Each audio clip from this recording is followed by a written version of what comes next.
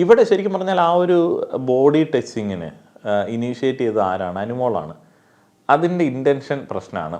അതിൻ്റെ ഒരു കോൺഫിഡൻസും പ്രശ്നമാണ്. എന്താണെന്ന് വെച്ച് കഴിഞ്ഞാൽ നമുക്ക് ഒരാളുടെ ശരീരത്തിൽ തൊടാൻ തോന്നുന്നത് നമ്മളാരെങ്കിലും ഒരാളുടെ മുഖത്ത് തൊടുമോ? ഇല്ല, നമ്മളാരും തൊടില്ല. അത്രമേൽ കോൺഫിഡൻസും ഡൊമിനൻസും തോന്നുന്ന സമയത്താണ് നമ്മൾ ഒരാളുടെ മുഖത്ത് തൊടുന്നത്. അപ്പോൾ അത് ഓവർ കോൺഫിഡൻസ് ആണ്, അത് അറഗൻസ് ആണ്. Big boss season 7 episode 25 review ആണ്. ഇന്നത്തെ ഈ ഒരു റിവ്യൂ ചെയ്യാനായിട്ട് ഇത്തിരി ബുദ്ധിമുട്ടി. കാരണം എന്താണെന്ന് വെച്ച് കഴിഞ്ഞാൽ ഞാൻ ആലോചിച്ച് എന്താണ് പറയേണ്ടത്. കാരണം ഞാൻ നോക്കിയപ്പോഴത്തേന് ഒട്ടുമിക്ക പ്രേക്ഷകരും ഏതെങ്കിലുമൊക്കെ ഒരാളുടെ കീഴിൽ അണിനിരുന്നിട്ട് അങ്ങോട്ടും ഇങ്ങോട്ടും വാദപ്രതിവാദങ്ങളാണ്.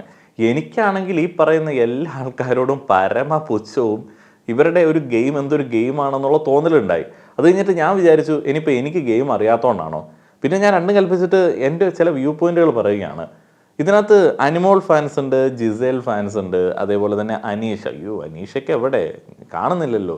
അനീഷിൻ്റെ ഫാൻസ് ഉണ്ട്, പിന്നെ റെന ഫാത്തിമയ്ക്ക് പോലും ഫാൻസ് ഉണ്ട്. രേണു സുധിക്കൊന്നും ഇപ്പോൾ ഫാൻസ് ഇല്ല, അവർ ഉറങ്ങിപ്പോയി. രേണു സുധി ഇപ്പോൾ സീനിലില്ല.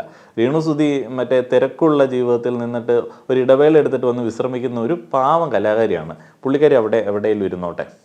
ഇപ്പം പുതിയ കുറച്ച് ഫാൻസ് ഉണ്ടായി വന്നിരിക്കുന്നത് പൂമ്പാറ്റകൾക്കാണ്. ആരാണ് പൂമ്പാറ്റകൾ?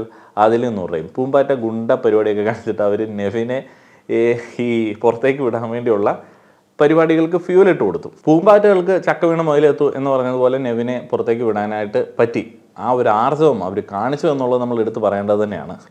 കാരണം ഇങ്ങനെയുള്ള സംഭവങ്ങളിൽ ആരും ഇമേജ് നോക്കിയിട്ട് അങ്ങനെയൊന്നും ചെയ്യാറില്ല. പക്ഷേ അവരെ അതിലേക്ക് നയിക്കുന്ന ചില സംഭവങ്ങൾ നെവിൻ ഓൾറെഡി ഇട്ട് കൊടുത്തിട്ടുണ്ട്.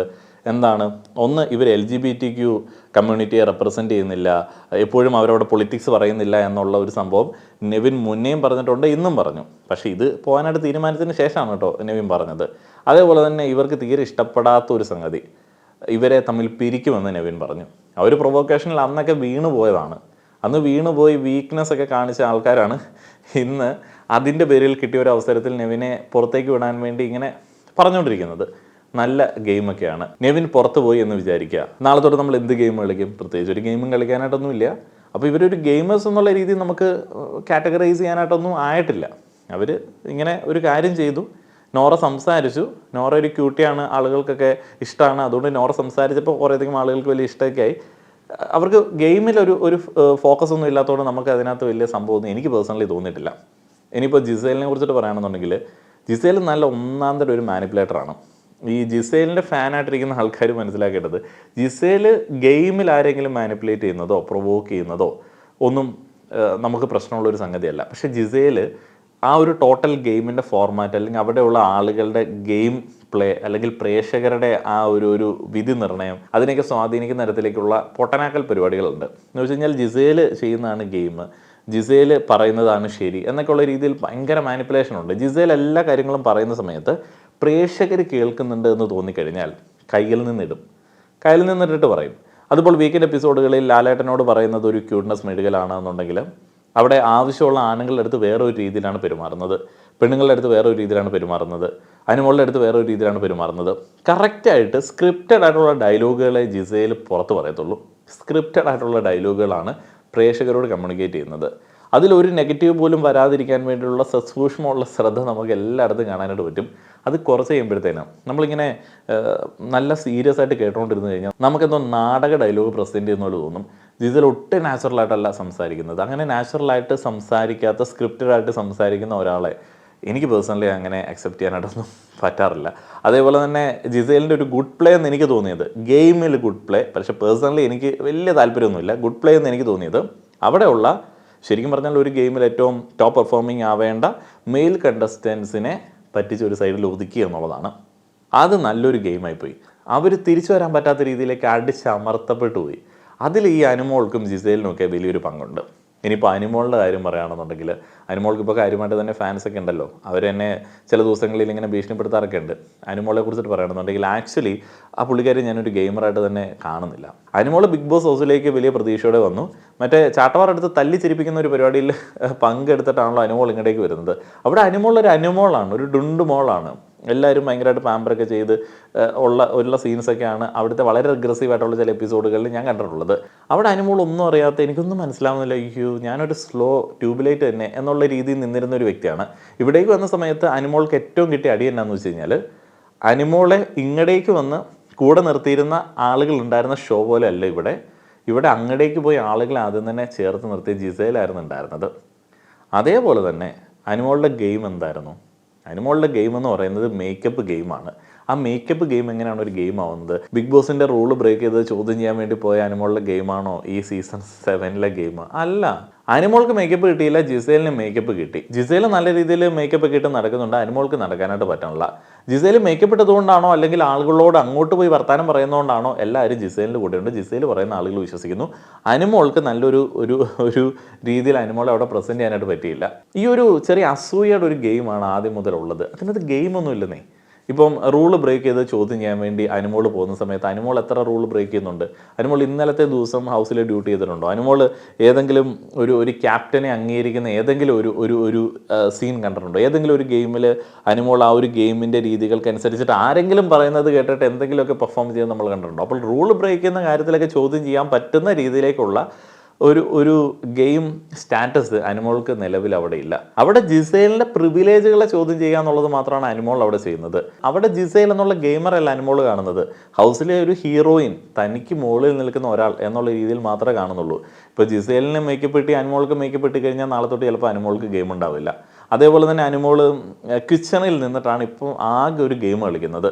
ഇപ്പോൾ റെനയ്ക്ക് ഭക്ഷണം കൊടുക്കുന്നതുമായി ബന്ധപ്പെട്ട് ശരിയാണ്, ഈ റെന ഫാത്തിമ എന്ന് പറയുന്നത് ഒരു ബോധമില്ലാത്തൊരു ഗെയിമറാണ്. ഈ ഭക്ഷണത്തിൻ്റെ കണക്ക് പറഞ്ഞ് ഇപ്പോൾ റെനയുടെ ഇൻറ്റൻഷൻ ഒന്നും നമുക്ക് വിശ്വസിക്കാൻ പറ്റത്തില്ല. ഇപ്പോൾ റെന എനിക്ക് രണ്ടാമതും കൂടെ തരാനുള്ള ഭക്ഷണം ആദ്യം തന്നെ തന്നേക്കൂ എന്ന് പറയുന്നത് നിഷ്കളങ്കമാണോ? ആയിരിക്കില്ല. കാരണം ഭക്ഷണം തീർന്നു കഴിഞ്ഞാൽ റെന അപ്പം തന്നെ അടുത്ത ഗെയിം ഇറക്കിയിടും. ഇവിടെ ആർക്കും ഭക്ഷണം തികഞ്ഞില്ല. റെനയ്ക്ക് ആവശ്യത്തിന് ഫുഡ് ബാക്കിയുള്ള ആളുകൾക്ക് കൊടുത്തതുപോലെ ക്യാമറ കാണിച്ചപ്പോൾ പ്ലേറ്റിലുണ്ട് എന്ന് എനിക്ക് തോന്നി. റെനയ്ക്ക് വേണമെങ്കിൽ രണ്ടാമതൊന്നും വരാം, പക്ഷേ റെന അവിടെ വരില്ല. അനുവിന് വേണമെങ്കിൽ ആദ്യം തന്നെ അത് കൊടുക്കാം, പക്ഷെ അത് അങ്ങനെ കൊടുക്കാൻ പറ്റില്ല. ഇവിടെ അനുവിൻ്റെ ഒരു മണ്ടത്തരത്തെ റെന ചൂഷണം ചെയ്യുന്നു. റെന ഓൾറെഡി ഒരു മണ്ടി ആയതുകൊണ്ട് അത് വർക്കാവില്ല. എന്താണെന്ന് വെച്ച് കഴിഞ്ഞാൽ ഈ ഭക്ഷണത്തിൻ്റെ കണക്ക് പറയുക എന്ന് പറയുന്നത് ഒരു വലിയ മോശമായിട്ടുള്ള കാര്യമാണ് കേരള സമൂഹത്തിൽ. ഇത് ഈ നാട്ടിലൊരു ഗെയിമാണ്. ഈ റെന കളിക്കുന്ന ഗെയിമും അനു കളിക്കുന്ന ഗെയിമും ഒക്കെ ഏകദേശം ഒന്ന് തന്നെയാണ്. അനു മറ്റേ ഈ ഫാമിലി ഓഡിയൻസിനെ കയ്യിലെടുക്കാൻ വേണ്ടി ചില ഐറ്റം എടുത്തിടും. റെന അതേപോലെ തന്നെ ഒരു ഐറ്റം എടുത്തിടുന്നതാണ് ഈ ഭക്ഷണത്തിൻ്റെ കാര്യം. പലതവണ ഭക്ഷണത്തിൻ്റെ കാര്യം പറഞ്ഞിട്ട് ഇവർ നമ്പർ അടിച്ചിട്ടുണ്ട്. അനു പിന്നെ ഭക്ഷണത്തിൻ്റെ പേരിൽ പട്ടിണി കിടന്നാലും ഇടയ്ക്കൊക്കെ വന്ന് കഴിക്കുന്നതുകൊണ്ട് അതങ്ങോട്ട് വർക്കാവില്ല. ഇതൊക്കെ ഇവരുടെ തുടക്കത്തിലെ പരാജയപ്പെടുന്ന ഗെയിം അപ്രോച്ചുകളാണ്. ഇങ്ങനെയുള്ള കാര്യത്തിനും പിടിച്ച് തൊട്ടാൽ പൊട്ടുന്ന ഗെയിം ഐഡിയകളോട് നമുക്ക് എങ്ങനെ സപ്പോർട്ട് ചെയ്യാൻ പറ്റും? ഇപ്പം അനു ഓക്കെ നല്ലൊരു ഗെയിമറാണെന്നുണ്ടെങ്കിൽ അനു എന്ത് ചെയ്യണം? അനു അപ്പോൾ തന്നെ ഭക്ഷണം അല്ലെങ്കിൽ ആ ഒരു പാത്രം റെനയ്ക്ക് കൈമാറിയേക്കണം. പിന്നീട് ഭക്ഷണം തികഞ്ഞില്ല എന്നുണ്ടെങ്കിൽ അനുവിന് വേണമെങ്കിൽ പറയാം, റെനയ്ക്ക് ഫുഡ് കൊടുത്തു, ഞാനല്ല ഇന്ന് ആൾക്കാർക്ക് കൊടുത്തത്, എനിക്കങ്ങനെ കൊടുക്കാൻ വയ്യ എന്നുള്ള രീതിയിൽ മറ്റേ വിക്ടിം കാർഡ് എടുത്തങ്ങ് ഇടണം. ഇവിടെ അങ്ങനെയല്ല, ഞാൻ ഭക്ഷണം തരത്തില്ല, നീ ഇന്നലെ എൻ്റെ ഭക്ഷണം കൊള്ളത്തില്ലെന്ന് പറഞ്ഞില്ലേടി, നിനക്ക് ഞാൻ തരത്തില്ല, അങ്ങനെയൊക്കെ പറഞ്ഞു കഴിഞ്ഞാൽ എങ്ങനെയാണ് കൂടെ നിൽക്കുന്ന ഫാൻസിനെ പിടിച്ചു നിർത്താൻ പറ്റുന്നത്? അപ്പോൾ കൺസിസ്റ്റൻ്റ് ആയിട്ട് ഗെയിം കളിക്കാനായിട്ട് പറ്റണില്ല. പിണക്കമാണ് മുന്നിട്ട് നിൽക്കുന്നത്. ഇനിയിപ്പം മറ്റേ ഫിസിക്കൽ അസോൾട്ടിൻ്റെ കാര്യത്തിലേക്ക് വന്നു കഴിഞ്ഞാൽ അനുമോൾ ജിസേലിൻ്റെ മേക്കപ്പ് പ്രൂവ് ചെയ്യാൻ വേണ്ടിയുള്ള ശ്രമം നടത്തുന്നു. അത് പ്രൂവ് ചെയ്യാൻ വേണ്ടിയുള്ള ശ്രമം എന്തിനാണ് വീണ്ടും നടത്തുന്നത്? കാരണം മുന്നേ ഒരു തവണ നടത്തി. വീക്കെൻഡ് എപ്പിസോഡിൽ ലാലട്ടൻ്റെ ഭാഗത്തു നിന്ന് ഒരു പണിഷ്മെൻറ്റ് കിട്ടി. വീണ്ടും ജിസേൽ അത് ചെയ്തു കഴിഞ്ഞാൽ അനുമോൾ മിനിമം കോമൺ സെൻസ് ചിന്തിക്കേണ്ടത് എന്താണെന്ന് വെച്ച് കഴിഞ്ഞാൽ പ്രേക്ഷകരതൊക്കെ കാണുന്നുണ്ട് എന്നുള്ളതാണ്. അത് കാണുന്നുണ്ട് എന്നുള്ളത് മനസ്സിൽ വെച്ചുകൊണ്ട് ഇത് കാണിച്ചു കൊടുക്കാനായിട്ടുള്ള വഴികളാണ് ആലോചിക്കേണ്ടത്. അല്ലാതെ ലിപ്പിൽ നിന്നും മറ്റേ ഈ ടിഷ്യൂ പേപ്പർ എടുത്ത് വെച്ച് തുടച്ച് കാണിച്ചു കൊടുക്കേണ്ട ആവശ്യമില്ല. അങ്ങനെ കാണിച്ചു കഴിഞ്ഞുള്ള പ്രശ്നം എന്താണെന്ന് വെച്ച് കഴിഞ്ഞാൽ അനുമോൾ ആരാണ് ഇതൊക്കെ ചോദ്യം ചെയ്യാൻ എന്നുള്ള ഒരു ചോദ്യം ഇത് കാണുന്ന സാധാരണക്കാരായിട്ടുള്ള പ്രേക്ഷകരുടെ മൈൻഡിൽ വരും. കാരണം അനുമോൾക്ക് അവിടെ മറ്റാളുകൾ റൂൾ ബ്രേക്ക് ചെയ്യുന്നത് ചോദ്യം ചെയ്യാനായിട്ടുള്ള ഒരു യോഗ്യതയുണ്ടോ എന്നുള്ളൊരു ചോദ്യം ആളുകൾക്ക് ഇങ്ങനെ മൈൻഡിൽ തോന്നും. അതേപോലെ തന്നെ ഒരു മിനിമം മര്യാദ ഉണ്ടല്ലോ, ഹൗസിലാണെങ്കിലും ഏതിടത്താണെങ്കിലും ഒരാളുടെ മൂക്കിൻ്റെ ഇവിടെ വരെ മാത്രമേ ഉള്ളൂ മറ്റൊരാൾക്ക് ആകെ ഉള്ള ഒരു അധികാരം എന്ന് പറയുന്നത്. അതിൻ്റെ അപ്പുറം ക്രോസ് ചെയ്ത് കഴിഞ്ഞാൽ അത് റോങ് ആണ്. ഇവിടെ ശരിക്കും പറഞ്ഞാൽ ആ ഒരു ബോഡി ടച്ചിങ്ങിന് ഇനീഷ്യേറ്റ് ചെയ്തത് ആരാണ്? അനുമോളാണ്. അതിൻ്റെ ഇൻറ്റൻഷൻ പ്രശ്നമാണ്, അതിൻ്റെ ഒരു കോൺഫിഡൻസും പ്രശ്നമാണ്. എന്താണെന്ന് വെച്ച് കഴിഞ്ഞാൽ നമുക്ക് ഒരാളുടെ ശരീരത്തിൽ തൊടാൻ തോന്നുന്നത് നമ്മളാരെങ്കിലും ഒരാളുടെ മുഖത്ത് തൊടുമോ? ഇല്ല, നമ്മളാരും തൊടില്ല. അത്രമേൽ കോൺഫിഡൻസും ഡൊമിനൻസും തോന്നുന്ന സമയത്താണ് നമ്മൾ ഒരാളുടെ മുഖത്ത് തൊടുന്നത്. അപ്പോൾ അത് ഓവർ കോൺഫിഡൻസ് ആണ്, അത് അറഗൻസ് ആണ്. ഒരാളുടെ മുഖത്ത് നമുക്ക് തൊടാൻ തോന്നുന്നത് ഒരു സ്പേസിൽ നീ റൂൾ ബ്രേക്ക് ചെയ്തു എന്ന് പറഞ്ഞ ഒരാളുടെ മുഖത്ത് നമുക്ക് തൊടാൻ തോന്നണമെന്നുണ്ടെങ്കിൽ താൻ അവിടെ എന്തോ വലിയ സംഭവമാണെന്നുള്ളൊരു തോന്നലുണ്ടായെങ്കിൽ മാത്രമേ അങ്ങനെ ഒരു കാര്യം ഇനീഷ്യേറ്റ് ചെയ്യത്തുള്ളൂ. അത് അനുമോളുടെ ഭാഗത്തു നിന്ന് ഭയങ്കര ഫെയിലിയറാണ്. ജിസേൽ റിഫ്ലെക്സ് കൊണ്ടാണ് തിരിച്ച് തള്ളിയത് എന്ന് പറഞ്ഞത് യോജിക്കാൻ പറ്റത്തില്ല. അവിടെയാണ് പ്രശ്നം വരുന്നത്. ഇപ്പം റിഫ്ലെക്സ് എന്ന് പറഞ്ഞാൽ എങ്ങനെയാണ്, ഇങ്ങനെ തരുമ്പോൾ ഇങ്ങനെ തിരിച്ച് അതേ ഫോഴ്സിൽ നമുക്ക് തിരിച്ച് കൊടുക്കാം. പിന്നെ ഈ സെൽഫ് ഡിഫെൻസിന് നമ്മൾ ഈ ലോ ഒക്കെ പഠിക്കുന്ന സമയത്ത് ഒരു റീസണബിൾ ഫോഴ്സിനെ കുറിച്ചിട്ട് പറയും. ഒരേ രീതിയിലുള്ള ഫോഴ്സാണ് തിരിച്ച് അപ്ലൈ ചെയ്യാനായിട്ട്. അത് റീസണബിൾ ഫോഴ്സ് ആണോ? ഒരാൾ ലിപ്പിൽ തൊടുന്ന സമയത്ത് തിരിച്ച് അവരുടെ ലിപ്പിൽ തൊടുന്നതാണ് ഒരു റീസണബിൾ ഫോഴ്സ് എന്ന് പറയുന്നത്. ലിപ്പിൽ തൊടുന്ന സമയത്ത് ജിസേൽ പുറകോട്ട് തെറിച്ച് പോകണില്ല, അപ്പോൾ ആ ഫോഴ്സ് അത്ര സ്ട്രോങ് അല്ല. ജിസേൽ തള്ളുന്ന സമയത്ത് അനുമോൾ തെറിച്ച് പോകുന്നുണ്ട്. അതേപോലെ തന്നെ കുറച്ച് സെക്കൻഡ്സിന് ശേഷമാണ് ജിസേൽ അനുമോളെ തള്ളി തെറിപ്പിക്കുന്നത്. അപ്പോൾ അത് ദേഷ്യം കൊണ്ട് ചെയ്യുന്നതാണ്. ദേഷ്യം കൊണ്ട് ചെയ്ത് കഴിഞ്ഞാൽ അത് ഫിസിക്കൽ അസോൾട്ട്. ഇപ്പോൾ ഒരു അപകടം തടയാൻ വേണ്ടി ചെയ്യുന്നതിനാണ് നമുക്ക് റെസിസ്റ്റൻസ് എന്നൊക്കെ പറയുന്നത്, അല്ലെങ്കിൽ സെൽഫ് ഡിഫെൻസ് എന്നൊക്കെ പറയുന്നത്. ഈ ടച്ചിങ് നടന്നതിന് ശേഷം തള്ളി തെറിപ്പിക്കുന്നത് ശരിക്കും അത് പക വീട്ടിൽ തന്നെയാണ്. അവർ ഈക്വലി പണിഷബിൾ ആണ് അതിനകത്ത്. ഇനിയിപ്പോൾ ഇതിനകത്ത് ഒരു ചങ്ങായി വന്നിട്ടുണ്ട്, നെവിന് ഓൾറെഡി അനുമോളോട് നല്ല കലിപ്പുണ്ട്. അനുമോളോട് കലിപ്പ് തോന്നാനായിട്ടുള്ള സംഗതി എന്താണെന്ന് വെച്ച് കഴിഞ്ഞാൽ, നെവിനെ പോലുള്ള ഒരു ഗെയിമർ അസ്വസ്ഥമാക്കുന്ന കളികളാണ് അനുമോളുടെ ഭാഗത്തു നിന്നുള്ളത്. ഇതിനകത്ത് ജിസേലിൻ്റെ ഒരു ഗെയിം അവിടെ നമ്മൾ ശ്രദ്ധിക്കണം. ഈ നെവിൻ അല്ലെങ്കിൽ ബാക്കിയുള്ള ആളുകളൊക്കെ ഗെയിം കളിക്കുന്നുണ്ട്. അവരെന്ത് കളി കളിച്ചാലും ജിസേൽ അവരുടെ ഗെയിമിലേക്ക് ഇടപെടില്ല. ജിസേൽ സൈഡിൽ നൈസായിട്ട് ജിസേലിൻ്റെ ഗെയിം കൊണ്ടുപോകും. അപ്പം നെവിനെ ഒന്നും അത് എഫക്റ്റ് ചെയ്യുന്നില്ല. പക്ഷെ അനുമോൾ അങ്ങനെയല്ല. അനുമോൾക്ക് കണ്ടന്റ് ഉണ്ടാക്കാൻ വേണ്ടി അനുമോൾ ബാക്കിയുള്ള ആളുകളിലേക്ക് ഇങ്ങനെ ഇടിച്ചു കയറും. അത് പർപ്പസ്ഫുള്ളി ഇടിച്ചു കയറും. എന്നാൽ അനുമോൾക്ക് അതിനുള്ള കോൺഫിഡൻസ് ഉണ്ടോ? ഇല്ല. എന്നിട്ട് അനുമോൾ വിക്ടിം കാർഡ് ഇറക്കുകയും ചെയ്യും ചില സാഹചര്യങ്ങളിൽ. അപ്പോൾ ഇത് നെവിനെ പോലുള്ള ആളുകൾക്ക് ഭയങ്കര ചൊറിച്ചിലുണ്ടാക്കുന്ന ഒരു സംഗതിയാണ്. അപ്പോഴാണ് ഈ അനുമോൾ ഈ അവകാശം, ഞാൻ ആദ്യം പറഞ്ഞ ആ ഒരു കോൺഫിഡൻസിൻ്റെ പുറത്ത്, ഡൊമിനൻസിൻ്റെ പുറത്ത് ഒരാളിലേക്ക് ഇങ്ങനെ കടന്നു കയറുന്നത് ഇവരുടെ ശ്രദ്ധയിൽ വിടുന്നത്. അപ്പോൾ സ്വാഭാവികമായിട്ടും നെവിന് തോന്നും അനുമോൾക്ക് എന്തെങ്കിലും എക്സ്ട്രാ പ്രിവിലേജസ് ഉണ്ടോ. കാരണം സ്ഥിരമായിട്ട് ആളുകൾ കാണുകയല്ലേ. ഇന്നലെ കംപ്ലീറ്റ്ലി അനുമോൾ അവിടെ ഒരു ഷോ കാണിച്ചിട്ട് നടന്നു.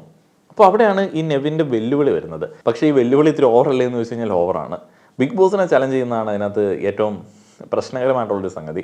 അത് ഒരിടത്തല്ല, പലതവണ പലയിടത്ത് പോയി ചലഞ്ച് ചെയ്തു. പല ക്യാമറയുടെ അടുത്ത് പോയി ചലഞ്ച് ചെയ്തു. കൺഫെഷൻ റൂമിൻ്റെ ക്യാമറയുടെ അടുത്ത് പോയി ചലഞ്ച് ചെയ്തു.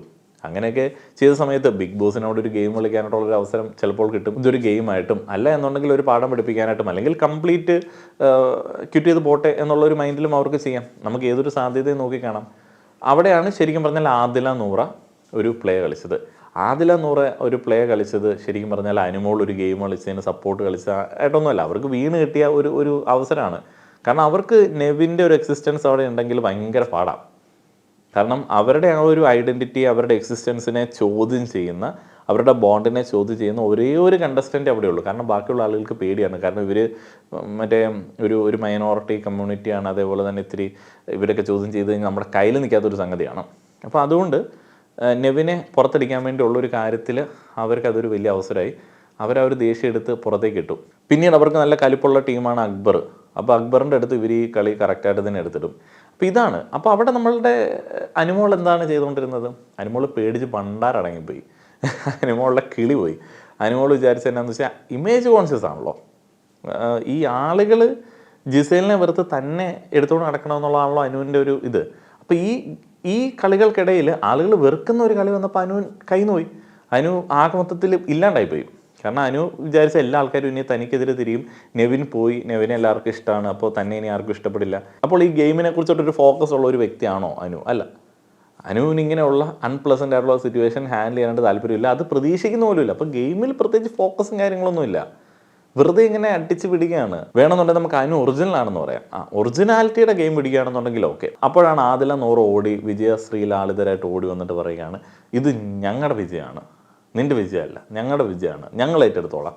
കാരണം ഒരു എന്തെങ്കിലും ഒരു പരിപാടി നടന്നല്ലോ, എന്തെങ്കിലും വന്നിട്ട് ആകെ ഒരു കാര്യം നടന്നല്ലോ, അത് ഏറ്റെടുക്കാൻ വേണ്ടിയുള്ള പരിപാടികൾ.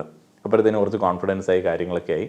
ഈ പരിപാടികളൊക്കെ നേരിട്ട് കണ്ടിട്ട് നമുക്ക് ഇവരിൽ ആരുടെയെങ്കിലുമൊക്കെ ഒരു ഫാനായിട്ട് മാറാൻ തോന്നിക്കഴിഞ്ഞാൽ നിങ്ങൾ വളരെ നേരത്തെയാണ്. ഇത്ര നേരത്തെ ഒന്നും നിങ്ങൾ ഇവരുടെ കൂടെ അണിചേരരുത്. കുറച്ചും കൂടെ കഴിയട്ടെന്നേ, കുറച്ചും കൂടെ കഴിഞ്ഞിട്ട് നമുക്ക് നോക്കാം.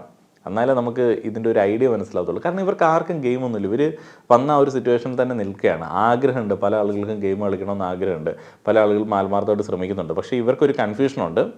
ഈ നെഗറ്റീവ് ഗെയിം കളിക്കണോ പോസിറ്റീവ് ഗെയിം കളിക്കണോ, വാഗ്വാദങ്ങളിൽ ഏർപ്പെടണോ അടി ഉണ്ടാക്കണോ, അതേപോലെ ടാസ്കിൽ ഇടപെടാതിരിക്കണോ. അതിനകത്ത് ഏറ്റവും കിളി പോയത് ആര്യൻ്റെയാണ്. റിവേഴ്സ് സൈക്കോളജി വർക്കാകുന്നുണ്ടെന്നൊക്കെ പറഞ്ഞ് ആര്യൻ്റെ കംപ്ലീറ്റ് കിളി പോയി. അതിൻ്റെ ക്രെഡിറ്റ് മൊത്തം ബിഗ് ബോസിനാണ്. സീസൺ 7 ആണ്. ഇനി എപ്പിസോഡിൻ്റെ റിവ്യൂയിലേക്ക് ഒന്ന് ഓടിച്ച് കിടക്കുകയാണ്. ഇപ്പോൾ തന്നെ കുറച്ചധികം ആയെന്ന് വിചാരിക്കുന്നു. സ്വേച്ഛാധിപതികളുടെ അൺലിമിറ്റഡ് പണിപ്പുര പർച്ചേസിൻ്റെ 20,000 പോയിന്റുകൾ കടം വീട്ടാനുണ്ടായിരുന്നു. അതിൻ്റെ ടാസ്കുകളാണ് ഇന്നലെ രാത്രി മുതൽ ആരംഭിച്ചിരിക്കുന്നത്. അപ്പോൾ അതിനകത്ത് ഈ അക്ബർ, റെന, ഒനീൽ, ബിന്നി എന്നിവരൊക്കെ നല്ല രീതിയിൽ ട്രൈ ചെയ്യുന്നുണ്ട്. അവർ പലതവണ അത് ചെയ്ത് മാക്സിമം പോയിന്റ്സ് എടുക്കാൻ ശ്രമിക്കുന്നുണ്ട്. അനീഷ് മറ്റേ ബോട്ടിൽ ഫ്ലിപ്പ് അറ്റംപ്റ്റ് ചെയ്തിട്ട് പിന്നെ കിടന്നുറങ്ങി. അനീഷിൻ്റെ ഒരു ഗെയിം എന്ന് പറഞ്ഞു കഴിഞ്ഞാൽ അത് വേറൊരു മൈൻഡാണ്. അനീഷിന് വേണ്ടി മാത്രമേ ഗെയിം കളിക്കത്തുള്ളൂ. അപ്പോൾ ഈ 20,000 പോയിന്റിന് വേണ്ടിയോ അല്ലെങ്കിൽ സ്വേച്ഛാധിപതികൾക്ക് വേണ്ടിയോ ഒന്നും അനീഷ് ഗെയിം കളിക്കാനായിട്ട് ഉദ്ദേശിക്കുന്നില്ല. അപ്പോൾ അനീഷ് അങ്ങനെ ഒരു ഗെയിമാണ് മുന്നോട്ടേക്ക് വയ്ക്കുന്നത്. നമ്മൾ പല ഗെയിമിൽ നമ്മൾ കണ്ടിട്ടുണ്ട്. അനീഷിന് ഗുണമുള്ള കാര്യമാണോ എന്നുള്ളത് കൃത്യമായിട്ട് നോക്കിയിട്ട് മാത്രമേ ഗെയിമിൽ ഇറങ്ങത്തുള്ളൂ. അനീഷ് രാവിലെ ഉറക്കമൊക്കെ കഴിഞ്ഞ് എഴുന്നേറ്റിട്ട് സ്വേച്ഛാധിപതികൾക്ക് കാല് തീരുമാനമായിട്ട് പോകാൻ റെഡിയാണ്. പക്ഷേ ഈ വെറുതെ 20,000 പോയിന്റിന് വേണ്ടി പട്ടിപ്പണി എടുക്കാനായിട്ടൊന്നും അനീഷിനെ കിട്ടത്തില്ല. ഈ പട്ടിപ്പണി എടുത്ത് കുറച്ചെങ്കിലും പിടിച്ചു നിന്നിട്ടുള്ളൊരു കണ്ടസ്റ്റൻ്റ് ഉണ്ടായിരുന്നു, അത് ശോഭ വിശ്വനാഥായിരുന്നു. പക്ഷേ വലിയ കാര്യമൊന്നും ഉണ്ടാകത്തില്ല അവസാനത്തിൽ. പട്ടിപ്പണി എടുക്കുന്നത് ഒരിക്കലും ബിഗ് ബോസിൽ അധികം ഗുണം ചെയ്യില്ല എന്നുള്ളത് കഴിഞ്ഞ 1-2 സീസൺ കണ്ട സമയത്ത് തന്നെ എനിക്ക് മനസ്സിലായി. വെറുതെ പണിയൊന്നും എടുക്കാതെ ഈ പ്രഹസനങ്ങളിൽ നിൽക്കുന്ന ആളുകൾക്കാണ് ഈ ആളുകൾ വോട്ട് കൊടുക്കുക. അഖിൽമാരുടെ ഗെയിമൊക്കെ നമ്മൾ കണ്ടിട്ടില്ലേ? ശരിക്കും പറഞ്ഞാൽ ബിഗ് ബോസിൽ എനിക്ക് ഏറ്റവും ഇഷ്ടപ്പെട്ട ഒരു ഗെയിമറാണ് അഖിൽ ഏതെങ്കിലും ടാസ്കിൽ വലിയ മെനക്കെട്ടുള്ള പണി ചെയ്യുന്നത് കണ്ടിട്ടുണ്ടോ? ഇല്ല. അഖിൽ ആദ്യം തന്നെ ബോധപൂർവ്വം ഓരോ ടാസ്കിൽ നിന്ന് ക്വിറ്റായി പോകുന്നത് നമുക്ക് കാണാനായിട്ട് സാധിക്കും. അപ്പോൾ അതേ രീതിയാണ് അനീഷ് ചില സമയങ്ങളിൽ അപ്ലൈ ചെയ്യാനായിട്ട് ശ്രമിക്കുന്നത്. നെവിൻ ഇന്നലെ ആ ഒരു പെൺകുട്ടികൾക്ക് ഫുഡ് ഷെയർ ചെയ്ത് കൊടുക്കുന്നത് നമ്മൾ കണ്ടു. അവർക്ക് ഒരു മടി ഉണ്ടായിരുന്നില്ല നെവിൻ്റെ അടുത്തുനിന്ന് ഫുഡൊക്കെ വാങ്ങിച്ച് കഴിക്കാൻ വേണ്ടി. അപ്പോൾ ഈ സ്വേച്ഛാധിപതികളായിട്ടുള്ള നെവിനും ജിസേലിനും ഇടയിൽ ഈ ഒരു ഫുഡ് കൊടുത്തത് ഒരു പ്രശ്നമായിട്ട് വന്നു. ജിസേലിന് അത് ചോദിക്കാനായിട്ടുള്ള റൈറ്റ് ഉണ്ട്, നെവിന് ജിസേൽ പറയുന്ന അനുസരിക്കാനായിട്ടുള്ള റൈറ്റ് ഉണ്ട്. അത് ആ ഒരു സംസാരം, അവരുടെ ആ ഒരു കണക്ക് പറച്ചിൽ, അതേപോലെ തന്നെ ഇഡിയറ്റ്സ് എന്നുള്ള വിളി, വെറുതെ ഇരുന്ന് തിന്നുന്ന ആളുകൾ എന്നുള്ള ആ ഒരു സമീപനമൊക്കെ ശരിക്കും ഈ പെൺകുട്ടികൾക്ക്, അതായത് അനു, നോറ, ആദില എന്നിവർക്കൊക്കെ ഒരു ബുദ്ധിമുട്ടുണ്ടാക്കിയിട്ടുണ്ട്. ശൈത്യ പിന്നെ എല്ലാത്തിൻ്റെ കൂടെ ഉണ്ട് എന്നുണ്ടെങ്കിലും ശൈത്യ വിയോജിപ്പുകൾ അങ്ങനെ വലിയ വശത്തിൽ പറയുന്ന ഒരു വ്യക്തിയല്ല. ഇവർ നെവിനും ജിസേലിനും എതിരെ ചില സംഭവങ്ങളൊക്കെ പ്ലാൻ ചെയ്യുന്നുണ്ട്. നെവിനോടുള്ള കലിപ്പ് നേരത്തെ ഉണ്ട് എന്നുണ്ടെങ്കിൽ നേരത്തെ തന്നെ ഗെയിം സ്റ്റാർട്ട് ചെയ്യായിരുന്നു. എന്നാൽ അതില നൂറ് അത് സ്റ്റാർട്ട് ചെയ്തില്ല. അവർക്ക് ഇന്ന് വീണ് കിട്ടിയ സമയത്ത്, മറ്റേ ചക്ക വീണ സമയത്ത് കിട്ടിയ മുയലാണ് ഇന്നത്തെ നെവിനോടുള്ള ഒരു പകവീടലും കാര്യങ്ങളൊക്കെ. ഇവിടെ അതിൽ പറഞ്ഞ നല്ലൊരു പോയിന്റ് ഉണ്ട്, വെറുതെ ഏതെങ്കിലും കാര്യത്തിൽ കയറി അടിക്കരുത്. നമുക്ക് തൂങ്ങാൻ പറ്റുന്ന ഒരു അടി ഉണ്ടാക്കണം, അങ്ങനത്തെ ഒരു വടി എടുത്തിട്ട് അടിക്കണം. ഇതിനുശേഷം സ്വേച്ഛാധിപതികൾ ഒരു പ്ലാനിലേക്ക് വരുന്നു. ഇന്ന് എല്ലാ ആൾക്കാരും സാർ, മേഡം എന്നൊക്കെ വിളിക്കണം. ഷാനവാസിനോടാണ് ആദ്യം നെവിൻ അത് പറഞ്ഞത്. പോയി പണി നോക്കാൻ പറഞ്ഞു ഷാനവാസ് ഇങ്ങനെ ബാക്കിയുള്ള ആളുകളുടെ പണിയൊക്കെ നോക്കി നടക്കുന്നല്ലാതെ ഒന്നും ഇങ്ങോട്ട് വർക്കാവുന്നില്ല. ഈ സീസണിലെ പുരുഷ കേസരികൾ മൊത്തത്തിൽ ഡൗൺ ആണ്. അതിൻ്റെ മെയിൻ റീസൺ എന്താണെന്ന് വെച്ച് കഴിഞ്ഞാൽ ഈ പണിപ്പുര ടാസ്ക്കാണ്, പണിപ്പുരയാണ്. ഇവരുടെ പേഴ്സണൽ സാധനങ്ങൾ മാറ്റിവെച്ചു. ഇവിടെ നമ്മൾ മനസ്സിലാക്കേണ്ടത് സ്ത്രീകളുടെ ഏറ്റവും വലിയ പ്രയോറിറ്റി എന്ന് പറയുന്നത്, ഇപ്പോൾ ഉള്ള കണ്ടസ്റ്റൻസിലെ സ്ത്രീകളുടെ ജനറലായിട്ട് പറയുന്നില്ല, പ്രയോറിറ്റി എന്ന് പറയുന്നത് അവരുടെ ഗുഡ് ലുക്കിംഗ് ആണ്. ആദ്യത്തെ കയറി പിടിക്കണ ഒരു പരിപാടി ഇവിടെ വന്നപ്പോൾ തന്നെ അവർക്ക് വേറെ ഒരു നോട്ടവും ഇല്ല. അതിനു വേണ്ടിയുള്ള കളിയിൽ മുഴുകിയിരിക്കുകയാണ്.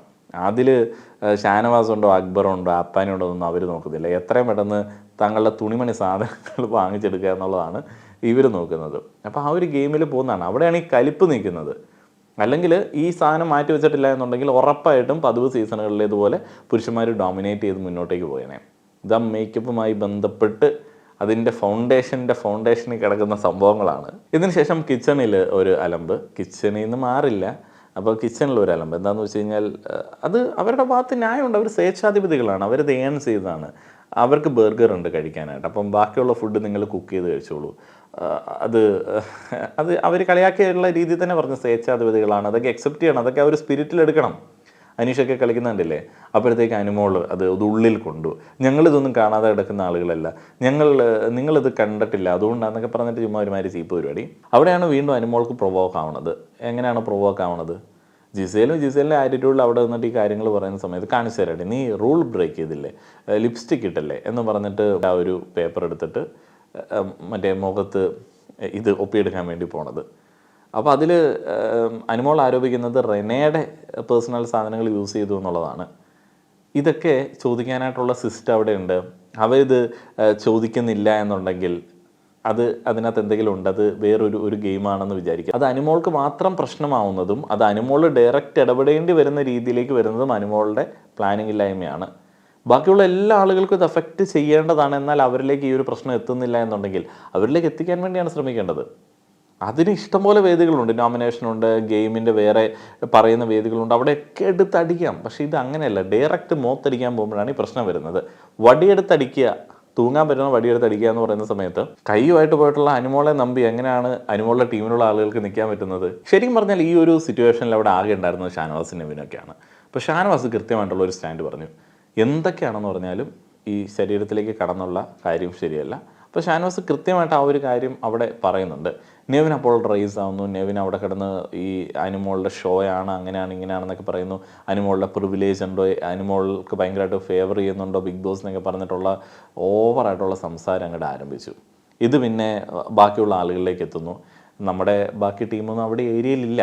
അപ്പോൾ അക്ബറൊക്കെ ആ ഒരു കാര്യത്തിലേക്ക് വരുന്നു. അക്ബറൊക്കെ ശരിക്കും പറഞ്ഞു കഴിഞ്ഞാൽ ഒരു വൺ സൈഡഡ് ആയിട്ടാണ് ഈ കാര്യങ്ങൾ അപ്രോച്ച് ചെയ്യുന്നത്. അവർ നേരെ അനുമോളെ തല്ലാനായിട്ടുള്ള ഒരു വടിയായിട്ട് അത് എടുക്കുകയാണ്. അനുമോളുടെ അടുത്ത് നീ കണ്ടവരുടെ കൂടെ നടന്നുണ്ടാക്കുന്ന കണ്ടൻറ്റല്ലേ, അങ്ങനെയുള്ള ചില ചോദ്യങ്ങളൊക്കെ ചോദിക്കുന്നുണ്ട്. അവിടെയും ഈ അനുമോള് ഈ റൂളിനെ ബഹുമാനിക്കുന്ന അനുമോൾ അവിടെ എടുത്തിരുന്നത് എന്താണ്, മനുഷ്യത്വം ഉണ്ടോ, ബാക്കിയുള്ള ആളുകളുടെ മുമ്പ് വെച്ചിട്ട് ഭക്ഷണമൊക്കെ കഴിക്കുന്നു, നെവിനെ പോലുള്ള ആളുകൾ കഴിക്കുന്നു എന്നൊക്കെ പറഞ്ഞാൽ അതൊക്കെ എന്ത് കളിയാണ്? അവർക്ക് കിട്ടിയ അധികാരമാണത്. അങ്ങനെയാണെന്നുണ്ടെങ്കിൽ ബിഗ് ബോസിനല്ല മനുഷ്യത്വം ഇല്ലാത്തത്, കുറച്ച് ആളുകൾക്ക് മാത്രം ഭക്ഷണം കൊടുക്കുന്ന ഒരു ഗെയിം അവിടെ ഇൻട്രൊഡ്യൂസ് ചെയ്ത് ബിഗ് ബോസിനല്ല മനുഷ്യത്വം ഇല്ലാത്തത്. ഇതൊരു ഗെയിമാണെന്നും ആ ഒരു ഗെയിമിനെ ആ ഒരു സ്പിരിറ്റിൽ എടുക്കണം എന്നുള്ളതും ഈ ബേസിക് ആയിട്ടുള്ള കാര്യങ്ങളിൽ മനസ്സിലാക്കണം. മറ്റേ തല്ലും പിടിയാടി അതൊക്കെ അത് വേറെ റേഞ്ചിലുള്ള സംഭവം. പക്ഷെ ബേസിക് ആയിട്ടുള്ള കാര്യങ്ങളിൽ ആ ഒരു ഗെയിം സ്പിരിറ്റ് വരുന്നില്ല. പിന്നെ എങ്ങനെയാണ് ഒരു ഗെയിമർ ആവുന്നത് ഈ പറയുന്ന ആളുകളൊക്കെ?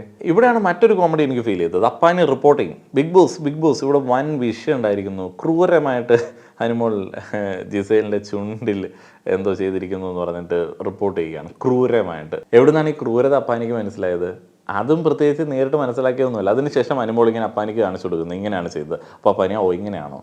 പക്ഷേ അതിൻ്റെ മുമ്പ് തന്നെ റിപ്പോർട്ടിങ് കഴിഞ്ഞിരിക്കുന്നു. ഈ ഒരു കയ്യേറ്റവുമായി ബന്ധപ്പെട്ട അലമാണ് നമ്മൾ പിന്നീട് അവിടെ കാണുന്നത്. ഇത് ലൈവ് കണ്ടാലേ നിങ്ങൾക്ക് കൃത്യമായിട്ട് മനസ്സിലാവത്തുള്ളൂ. എനിക്കിവിടെ അപ്പാനിയെ പോലെ റിപ്പോർട്ട് ചെയ്യാനായിട്ട് അറിയത്തില്ല. ഞാൻ ബേസിക്കായിട്ട് ആദ്യം തന്നെ ഈ ഒരു കാര്യങ്ങൾ പറഞ്ഞല്ലോ. ഇപ്പോൾ നിവിൻ പറയുന്നുണ്ട് ഈ അനുമോളെ പാമ്പർ ചെയ്യുന്നത് ഇങ്ങനെ തുടർന്നു കഴിഞ്ഞാൽ ഞാൻ ക്വിറ്റ് ചെയ്യും, ഒന്നെങ്കിൽ ഞാൻ അല്ലെങ്കിൽ അവൾ എന്നൊക്കെയുള്ള രീതിയിലാണ് നെവിൻ ആ ഒരു കാര്യങ്ങൾ പ്രസൻറ്റ് ചെയ്യുന്നത്. പക്ഷേ നെവിന് വാതിൽ തുറന്നു കൊടുക്കാൻ തക്ക രീതിയിലേക്കുള്ള ഒരു സംഭവം വന്നോ എന്ന്, സാധാരണ ബിഗ് ബോസ് അങ്ങനെ ചെയ്യാറുണ്ടോ എന്നുള്ളത് എനിക്കറിയില്ല, അത്ര വന്നോ എന്നുള്ളത് എനിക്ക് ഡൗട്ട് തോന്നിയൊരു സംഗതിയാണ്. പക്ഷേ നെവിൻ പറഞ്ഞതും ആ ഒരു രീതിയിലുള്ളൊരു വെല്ലുവിളി ആയിപ്പോയി എന്നുള്ളത് കൺസിഡർ ചെയ്യേണ്ട ഒരു സംഗതിയാണ്. അപ്പോൾ ഈ അലമ്പിനിടയിൽ ആദില നൂറേക്ക് ഇതൊരു അവസരമായിട്ട് എടുക്കുന്നുണ്ട്. നീ പറഞ്ഞ വാക്കിന് വില ഉണ്ടെങ്കിൽ കിറ്റ് ചെയ്ത് പോവോ എന്നൊക്കെ അവർ ചോദിക്കുന്നുണ്ട്. ജിസേലാണെങ്കിൽ അപ്പോഴത്തേക്ക് മറ്റേ നമ്പർ അവിടെ എടുത്തിട്ടു. എനിക്ക് മടുത്തു, ഈ മേക്കപ്പ് വഴക്ക് എനിക്ക് മടുത്തു, എനിക്ക് വിഷമമായി. ശരിക്കും ജിസേൽ അത് പ്രസൻറ്റ് ചെയ്യുന്ന സമയത്ത് ജിസേലിൻ്റെ ഭാഗത്ത് നിൽക്കാനായിട്ട് നമുക്ക് തോന്നും. ശരിക്കും നിൽക്കേണ്ടതൊക്കെ തന്നെയാണ്. കാരണം ഒരു കയ്യേറ്റ ശ്രമത്തിൻ്റെ ആവശ്യം ഇല്ല. ജിസേലിനും അനുമോൾക്കും ഒരേ സ്റ്റാറ്റസാണ് ആ ഒരു ഗെയിമിലുള്ളത്. ജിസേൽ റൂൾ ബ്രേക്ക് ചെയ്യുന്നുണ്ടെങ്കിൽ അത് ഈ വീക്കെൻഡ് എപ്പിസോഡിലേക്ക് എത്തിക്കാനായിട്ടും ബാക്കി കണ്ടസ്റ്റൻസിൻ്റെ അടുത്തേക്ക് എത്തിക്കാനായിട്ടും ഇതൊരു സൈക്കോളജിക്കൽ ഗെയിമല്ല, അതിന് വേറെ മാർഗ്ഗങ്ങളുണ്ട്. അപ്പോൾ അവിടെ ഈ ടിഷ്യൂ പേപ്പർ എടുത്തിട്ട് തൂത്ത് കാണിച്ചു കഴിഞ്ഞാൽ ആർക്ക് മനസ്സിലാവാനായിട്ടാണ്? ഓഡിയൻസിനാണെന്നുണ്ടെങ്കിൽ വ്യൂവേഴ്സിനാണെന്നുണ്ടെങ്കിൽ അവർ ഇത് കണ്ടുകൊണ്ടിരിക്കുന്ന ആൾക്കാരാണ്, അവരിതിനെ ടോളറേറ്റ് ചെയ്യുന്നുണ്ട്, അവിടെ ഇരിക്കുന്ന കണ്ടസ്റ്റൻസിനെ ടോളറേറ്റ് ചെയ്യുന്നുണ്ട്. അങ്ങനെ ഉണ്ടെങ്കിൽ വേറൊരു ഐറ്റാണ് അവിടെ പിടിക്കേണ്ടത്. ആ ഒരു പ്ലാനിങ് ഇല്ലാതെ അവരെ കയ്യേറ്റം ചെയ്യാനായിട്ട് ശ്രമിക്കുന്നത് ശരിക്കും പറഞ്ഞാൽ ഗെയിമിലൊരു പാളിച്ച തന്നെയാണ്. ജിസേൽ അവിടെ കണ്ണീർ പൊഴിക്കുന്ന സമയത്ത് ശൈത്യ അനു അതിലേക്ക് അവിടെ നിന്നിട്ട് ജിസേലിൻ്റെത് ആക്ടിങ് ആണെന്ന് പറയുന്നു. അപ്പോൾ അനുമോളുടേത് എല്ലാ ദിവസവും ആക്ടിങ് ആണെന്ന് ആളുകൾ പറയില്ലേ? ജിസേലും അത് അങ്ങനെ തന്നെ പറയുന്നുണ്ട്. ഇതെല്ലാം അങ്ങോട്ടും ഇങ്ങോട്ടും ബാലൻസ് ആയി പോകുന്നുണ്ട്. ശരിക്കും പറഞ്ഞാൽ ഇവിടെ മണ്ടനെ പോലെ ക്വിറ്റ് ചെയ്ത് പോയത് നെവിനാണ്. അവരവിടെ മുഖത്ത് പിടിച്ചു, ഇവർ തിരിച്ച് തള്ളി, അതവിടെ ബാലൻസായി. ഇതിന് ശേഷം എല്ലാ ആൾക്കാരെയും ഒന്നിച്ച് വിളിക്കുകയാണ് ലിവിങ് ഏരിയയിൽ. ഒനിലിന് ഹാപ്പി ബർത്ത്ഡേ പറയുകയാണ്. ഹാപ്പി ബർത്ത്ഡേയുടെ ആഘോഷങ്ങൾ പിന്നീടുണ്ടാവും. അതിന് മുന്നേ ചില കാര്യങ്ങൾ പരിഹരിക്കേണ്ടതുണ്ട്. അനുമോളിനെയും ജിസേലിനെയും കൺഫെഷൻ റൂമിലേക്ക് വിളിക്കുകയാണ്. ഇവരങ്ങോട്ടും ഇങ്ങോട്ടും അവരുടെ പോയിന്റുകൾ പറയുന്നു. ജിസേൽ ഒന്ന് കരഞ്ഞ് ഒന്ന് ഡൗൺ ആയപ്പോഴത്തേന് അനു അങ്ങോട്ട് പൊങ്ങി. അനു അങ്ങ് പൊങ്ങി അങ്ങ് റൂളൊക്കെ ബ്രേക്ക് ചെയ്ത് ചോദ്യം ചെയ്യാൻ വന്ന ഒരാളാണ് ഞാൻ, എന്നെ അത് ഏൽപ്പിച്ചിട്ടുണ്ട് എന്നുള്ള രീതിയിൽ കാര്യങ്ങളൊക്കെ പ്രസൻറ്റ് ചെയ്യുന്നു. ജിസേൽ അവിടെ ഇത്തിരി ഡൗണായി. ബിഗ് ബോസിൻ്റെ ഒരു അതോറിറ്റിയുടെ ഫ്രണ്ടിലാണല്ലോ ഇരിക്കുന്നത്. അപ്പോൾ അവിടെ ജിസേലിൻ്റെ വിഷമങ്ങൾ പറയുകയാണ്. ജിസേലിൻ്റെ പെർഫെക്റ്റ് പോയിന്റുകളാണ് പ്രസൻറ്റ് ചെയ്യുന്ന സമയത്ത്, പെർഫെക്റ്റ് പോയിന്റുകളാണ് ജിസേലിൻ്റേത്. അനു ആ ഒരു റൂൾ ബ്രേക്ക് ചെയ്യുന്ന കാര്യത്തിൽ മാത്രം പിടിച്ചുകൊണ്ട് നിൽക്കുകയാണ്. ഇവിടെ ജിസേൽ പറഞ്ഞത് മുഖം പിടിച്ച് വളരെ അഗ്രസീവായിട്ട് ഇങ്ങനെ ചെയ്തു എന്നുള്ളതാണ്. ശരിക്കും അങ്ങനെ മുഖം പിടിച്ചല്ല ചെയ്തത്, അതിനുള്ള ടൈമൊന്നും കിട്ടിയിട്ടൊന്നുമില്ല.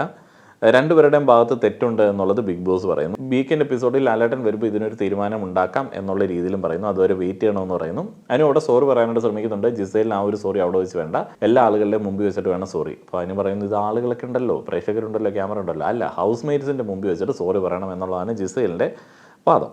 ഈ കൂടെ ഇരിക്കുമ്പോൾ അനുമോള് ചോദിക്കുന്നുണ്ട്, ബാക്കിയുള്ള ടാസ്കുകളിലൊക്കെ കൈയും കാലും മുറിഞ്ഞിട്ട് കരഞ്ഞില്ലല്ലോ ജിസേൽ, ഇത് ഡ്രാമയല്ലേ അങ്ങനെയല്ലേ എന്നുള്ളൊരു ടോണിൽ. ശരിക്കും പറഞ്ഞാൽ കൈയും കാലും മുറിഞ്ഞ് എങ്ങനെയാണ് ഒരു ഗെയിം സ്പിരിറ്റിൽ കളിക്കുന്ന സമയത്താണ്. ഇവിടെ ഒരു ഗെയിമിലെ കണ്ടസ്റ്റൻ്റ് ആണെന്ന് വിചാരിച്ചിട്ട് അല്ലെങ്കിൽ അവിടെ നിൽക്കേണ്ടി വന്നതുകൊണ്ട് വേറൊരാളുടെ കയ്യേറ്റത്തിന് വിധേയമായിട്ട് മാറുകയാണ്. അപ്പോൾ അവിടെ വിഷമത്തിന് ഡിഫറൻസ് ഉണ്ട്. അതിനുവേണ്ടി പോയിൻ്റൊന്നും അങ്ങോട്ട് പോരാ. ഇതിനുശേഷം ബിഗ് ബോസ് നെവിൻ ക്വിറ്റ് ചെയ്യും എന്ന് പറഞ്ഞ ആ ഒരു കാര്യത്തെ വീണ്ടും ഒന്ന് ചോദിക്കുകയാണ്.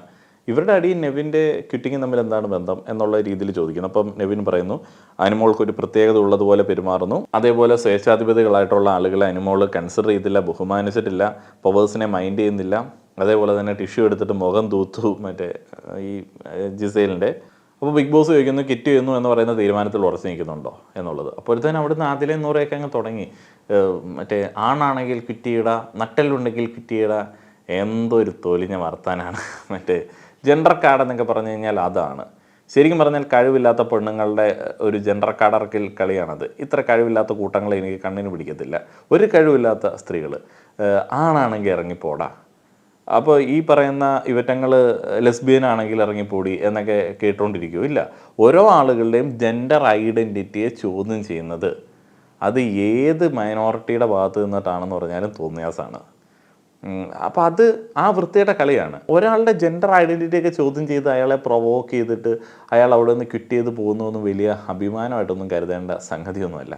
മഹാ ചീപ്പായിട്ടുള്ള കളിയാണ്. നട്ടലിനുണ്ടെങ്കിൽ ഇറങ്ങിപ്പോടാ, ആ ടൈപ്പ് ഓഫ് പ്രൊവോക്കേഷൻ.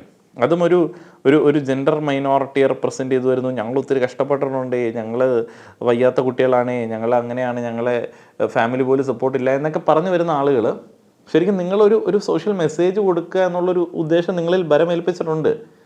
നിങ്ങളുടെ ഐഡൻറ്റിറ്റി എന്ന് പറയുന്നത് തന്നെ ആ ഒരു ജെൻഡർ സെക്ഷുവാലിറ്റി ഐഡൻറ്റിറ്റിയാണ്. അല്ലാതെ ആദിലെന്ന് പറയും ഓണ്ടർപ്രണേഴ്സ് അല്ല, സോഷ്യൽ മീഡിയ ഇൻഫ്ലുവൻസേഴ്സ് ആയത് തന്നെ ഇവരുടെ ഒരു ഐഡൻറ്റിറ്റിയിലാണ്. അങ്ങനെ വരുമ്പോൾ മറ്റൊരാളുടെ സെക്ഷുവാലിറ്റിയോ അല്ലെങ്കിൽ അവരുടെ ജെൻഡർ ഐഡൻറ്റിറ്റിയോ അല്ലെങ്കിൽ സെക്ഷൽ ഓറിയൻറ്റേഷനോ ചോദ്യം ചെയ്തിട്ടുള്ള ഒരു ഗെയിം കളിക്കാതിരിക്കുക. ഇവരുടെ ഈ ഒരു ഗെയിം മനസ്സിലാക്കി കഴിഞ്ഞാൽ ശരിക്കും പ്രോഗ്രസീവ് ആയിട്ടുള്ള ആളുകൾക്ക് ഇവർ സപ്പോർട്ട് ചെയ്യാനായിട്ട് പറ്റത്തില്ല. അപ്പോൾ നെവിൻ ഇവരോട് ആ ഒരു മൈനോറിറ്റി റെപ്രസെൻറ്റേഷനെ കുറിച്ചിട്ട് ചോദിച്ചു. അത് ചോദിക്കേണ്ട ആവശ്യം നെവിനുമില്ല. അത് അവർ പറഞ്ഞ പോയിന്റ് കറക്റ്റാണ്. അവരുടെ ലൈഫ് തന്നെയാണ് ആ ഒരു റെപ്രസെൻറ്റേഷൻ. അതും പറഞ്ഞിട്ട് നെവിൻ ഓടുകയാണ്. നെവിന് മടിയൊന്നും ഉണ്ട് എന്ന് എനിക്ക് തോന്നുന്നില്ല. നെവിൻ പുറത്ത് പോയതിന് ശേഷം നോറ ഇങ്ങനെ പറഞ്ഞുകൊണ്ടിരിക്കുകയാണ്, പോ പോ പോ എന്ന് പറഞ്ഞുകൊണ്ടിരിക്കുകയാണ്. ആദ്യമായിട്ട് അത് ഒന്ന് സംസാരിച്ച് കണ്ടു എന്ന് പല ആളുകളും പറഞ്ഞു. അല്ല, നോറയൊക്കെ കൃത്യമായിട്ട് സംസാരിക്കാറുണ്ട്, പല സാഹചര്യങ്ങളിലും ഞാൻ കണ്ടിട്ടുണ്ട്. ഇതിൽ ഗെയിമേഴ്സ് ആയിട്ടുള്ള ആളുകൾ, അവിടെ പ്രോപ്പറായിട്ട് ഗെയിം കളിക്കണം എന്ന് പ്ലാൻ ചെയ്ത് വന്നിട്ടുള്ള ആളുകൾ, ചക്ക വീണ മുയലെത്തട്ടുള്ള ഗെയിം അല്ലാത്ത ആളുകളൊക്കെ ഈ നെവിൻ്റെ ഒരു പോക്കിൽ വിഷമം ഉള്ള ആൾക്കാരാണ്. ശരിക്കും എങ്ങനെയെങ്കിലും ഒരാളെ തട്ടിക്കൂട്ടി വിടാം, ഞങ്ങൾക്ക് വേറെ ഒരു വഴിയില്ല എന്നുള്ള ടീംസിനാണ് വലിയ സന്തോഷം വരുന്നത്. അല്ലാത്ത ആളുകൾക്കൊക്കെ ചെറിയ വിഷമമൊക്കെ ഉണ്ട്. കാരണം അവർ കുറച്ചുകൂടെ മെച്ചുവേർഡാണല്ലോ. ഇവിടെ അനുമോളുടെ കിളി കംപ്ലീറ്റ്ലി പോയി. കാരണം എന്താണെന്ന് വെച്ച് കഴിഞ്ഞാൽ അനുമോൾക്ക് പ്ലാനില്ല.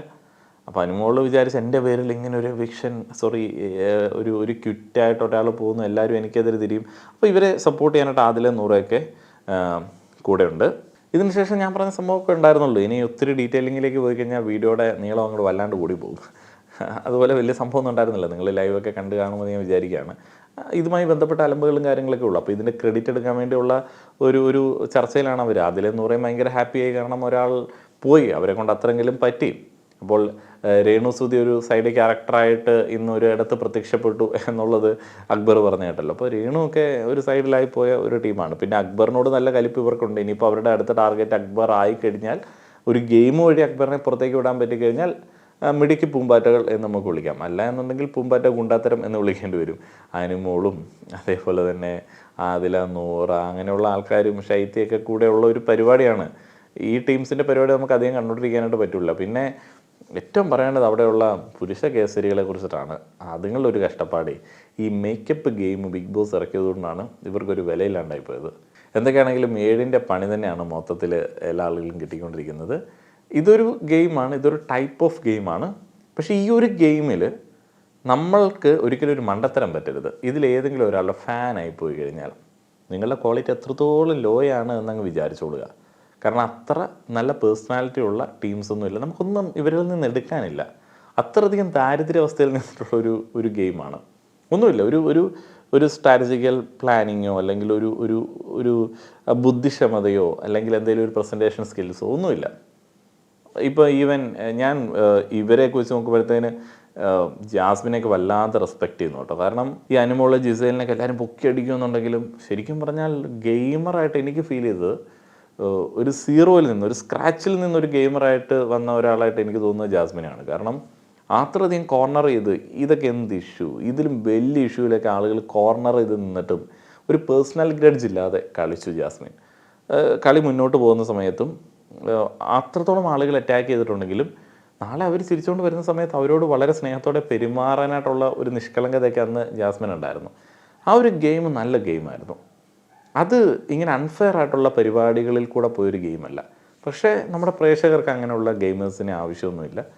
അപ്പോൾ ഏതെങ്കിലും ഒരു വിഡ്ഢിക്ക് കപ്പെടുത്ത് കൊടുത്ത് വിടുന്ന പരിപാടിയിലേക്ക് അവർ പോവും. ആളുകൾ അംഗീകരിക്കില്ല. ആ ഒരു ഗെയിമറിൽ നിന്ന്, ആ ഒരു സീസണിൽ നിന്നല്ല, സീസൺ മൊത്തത്തിൽ അത്ര രസമൊന്നും ഉണ്ടായിരുന്നില്ല, ആ ഒരു ഗെയിമറിൽ നിന്ന് ഈ ഒരു ഗെയിമർമാരിലേക്ക് കമ്പയർ ചെയ്യുന്ന സമയത്ത് അവിടെയാണ് ചില ആളുകളൊക്കെ ജിസേലിനെ എങ്ങനെയും താങ്ങുന്നത്. കാരണം തമ്മിൽ ഭേദം ജിസേൽ എന്നുള്ള രീതിയിലാണ് പല ആളുകളും പിടിക്കുന്നത്. അപ്പോൾ നമുക്കങ്ങനെ വലിയ സ്ട്രിക്റ്റ് ആയിട്ടൊന്നുള്ള നിർബന്ധ ബുദ്ധികളൊന്നും വേണ്ട. ആരെങ്കിലും താങ്ങണമെന്നുള്ളൊരു നിർബന്ധ ബുദ്ധിയൊന്നും വേണ്ട. വെറുതെ കണ്ടു തള്ളുക, എന്താണെന്നുള്ളതൊക്കെ നോക്കിക്കൊണ്ടിരിക്കുക. നിങ്ങളുടെ അഭിപ്രായങ്ങൾ പറയുക. നന്ദി.